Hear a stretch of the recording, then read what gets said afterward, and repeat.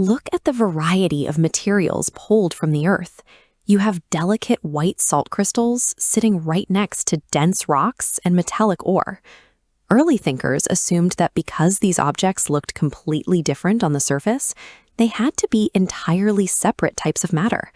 But relying strictly on appearances creates a massive problem. It turns the natural world into an endless, chaotic list of unrelated items.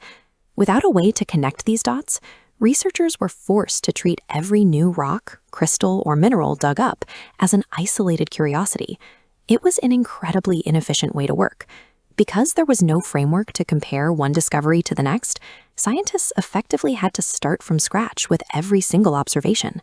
You can't build a rigorous science out of random trivia. To make real progress, someone had to figure out a system to organize all that chaos. That someone was Jabir ibn Hayyan. He took a completely different approach, ignoring the superficial visual differences of these materials to ask a much better question: how do they actually behave? Instead of just passively observing the rocks and minerals on a shelf, he subjected them to rigorous, repeated physical laboratory experiments. He placed solid chunks of material under extreme heat. He mixed them with other active chemicals, just to see how they would react under stress. The results revealed a clear pattern. Despite looking entirely unrelated to the naked eye, salts, rocks, and metallic ores shared distinct physical characteristics when put to the test. Under intense lab conditions, they proved remarkably stable, solid under extreme stress, and reacted in nearly identical ways. Hidden behavior, rather than outward appearance, turned out to be the true, reliable unifier of the natural world. Based on those test results, Jabir took these distinct materials and grouped them into a single, unified scientific category. Grouping them this way created a clear boundary, separating these stable solids from entirely different classes of matter, like pure metals and volatile gases. This conceptual leap transformed a collection of random facts into a structured body of knowledge. As seen in historical texts like this page of Arabic script, he began codifying these material patterns.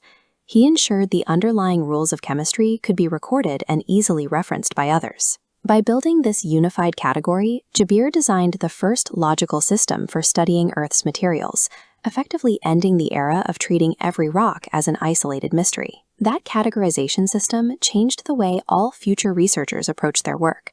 A scholar could now take an unknown material, test its basic reactions, and immediately map it to one of Jabir's existing categories.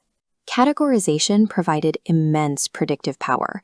If a newly discovered rock fit into the stable, solid category, scientists could instantly anticipate how it would behave without needing to run every test from scratch.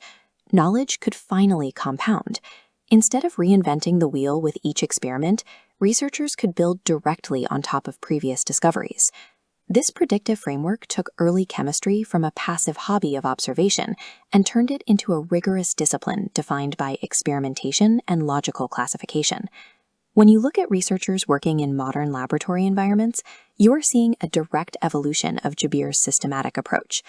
Of course, a modern geologist, like the one examining rock formations in this photo, utilizes vastly more advanced technology and methods to analyze the Earth.